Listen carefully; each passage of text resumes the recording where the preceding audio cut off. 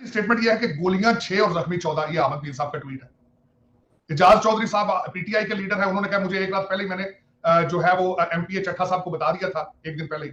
अब पता नहीं उनको इल्हाम आया, अगर उनके पास इंफॉर्मेशन थी तो उन्होंने इदारों को क्यों नहीं बताई।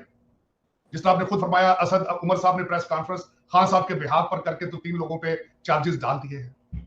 खान साहब ने सियालकोट के जलसे में इंकशाफ किया था कि उन्होंने एक वीडियो रिकॉर्ड करके एक नामालूम जगह पर रख दी है जिसमें 4 लोगों को नामजद किया गया है।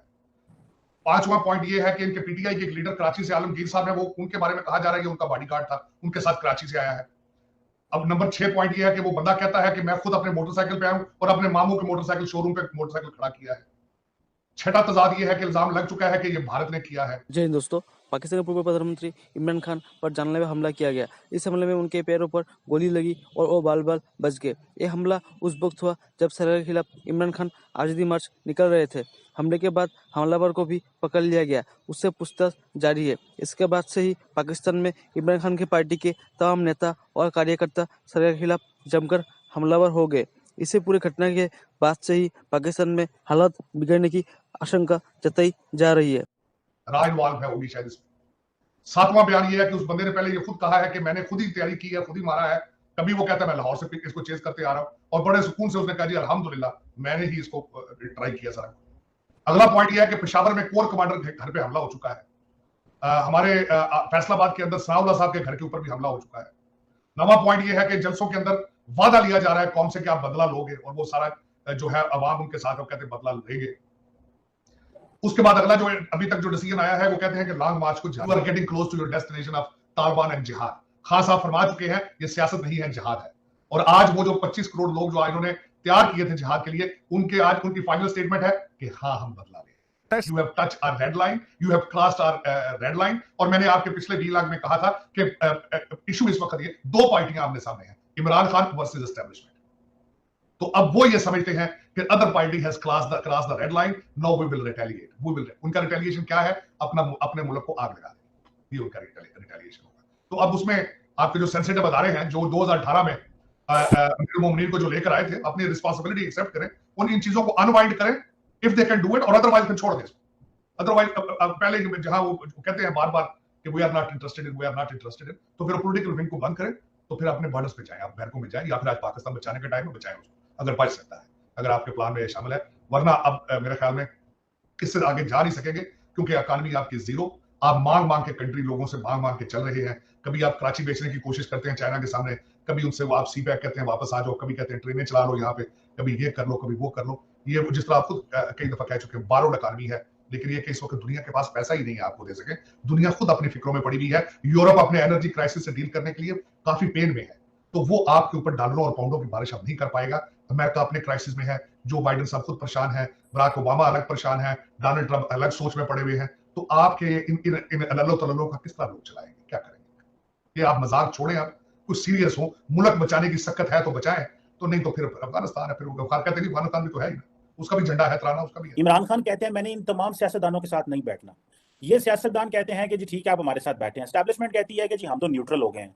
अब इस वाकये के बाद ये जो इमरान खान साहब के ऊपर कातलाना हमला हुआ है, आप क्या समझते हैं इमरान खान साहब की, क्योंकि आप वो कहते हैं लॉन्ग मार्च मैंने कंप्लीट करना है, आप वो दोबारा अगर लॉन्ग मार्च आज से 5 दिन बाद, 10 दिन बाद, जितने दिनों बाद वो दोबारा शुरू करते हैं, आप क्या समझते हैं उनके पास कितना को पॉलिटिकल कैपिटल अब दोबारा उनके पास आ गया है? और क्या जो उनकी डिमांड्स हैं, नई डिमांड्स लेके आते हैं, सारी बातें उनकी पॉलिटिकल पार्टी बैठेगी और वो फैसला करेंगे, वो कोई भी डिमांड हो सकती है। आप क्या समझते हैं कि जो डिमांड्स होंगी वो मनवा सकेंगे लोगों, जो है वो लोग उनके साथ निकल आएंगे और कोई डिमांड मानी जाएंगी, और या कि आप समझते हैं कि वो इसी तनख्वाह पे काम करेंगे कि ठीक है कातलाना हमला हुआ है, ठीक है बर्दाश्त करें, और साथ में ये है कि बाकी जो वक्त का इंतजार करें, आप अगस्त अगले साल अगस्त का इंतजार करें। आपको क्या ऑप्शन नजर आ रही है? इमरान खान की जो बातें मानी जाएंगी इस माहौल में, या कि इलेक्शन अगस्त में नजर आते हैं आपको?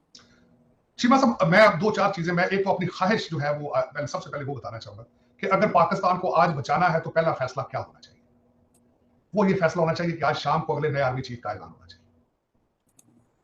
उससे आपके 90% मसाइल हल हो जाएंगे, क्योंकि लॉन्ग मार्च ये तैयारी जो की जा रही है सारी अटैक करने के लिए पिंडी इस्लामाबाद पर, सिर्फ उसे एक नॉमिनेशन की वजह से हो रही है। सबसे पहले तो अगर आपने पाकिस्तान को बचाना है तो अगले 2-4 घंटों में खुदा रहा उस बंदे का नाम जो है वो अनाउंस कर दे कि ये नई टीम है, ये संभालेगी।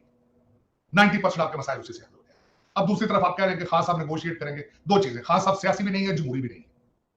खान साहब की सियासी तरबियत ही नहीं की गई। जो लोग इनको लेकर आए हैं उन्होंने इनकी तरबियत ही नहीं सियासी होने दी, उन्होंने इनको जमहूरियत प्रोसेस ही असेंबली के अंदर नहीं करने दिया, खुद एजेंसियां उठा उठा के मैंने बुलाती रही। अब उसकी मिसाल देता हूं, इनका जहां पे अपने इनके नंबर ठीक है वहां पे असेंबलियां ठीक है, जहां इनके नंबर ठीक नहीं है उन असेंबलियों को एक्सेप्ट नहीं करते। एक बात ये, तो उससे बात क्या की जाएगी? अब वो दूसरी आप कहते हैं कि उनके साथ नेगोशिएट किया जाए। नेगोशिएट उनके साथ किस तरह करना है आपने?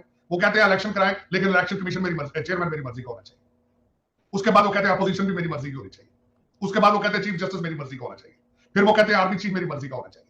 फिर वो कहते हैं अगर आओ तो मैं 10 साल हुकूमत में रहूं।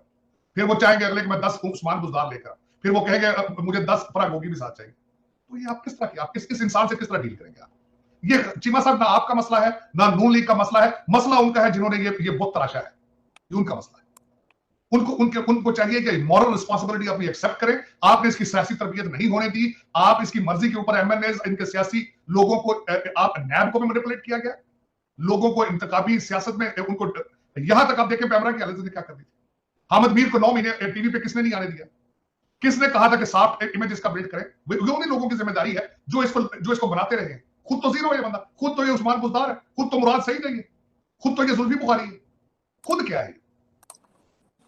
मैं पूछता ये हूं, इसका comparison you can not do it with Noon league, you can not do with any other. बल्कि मैं तो नून लीग को भी सियासी नहीं समझता, वो भी तो एक मौरूसी पार्टी है, सियासतदान अपने सियासतदान है, उनके अंदर कौन सी जमहूरियत है?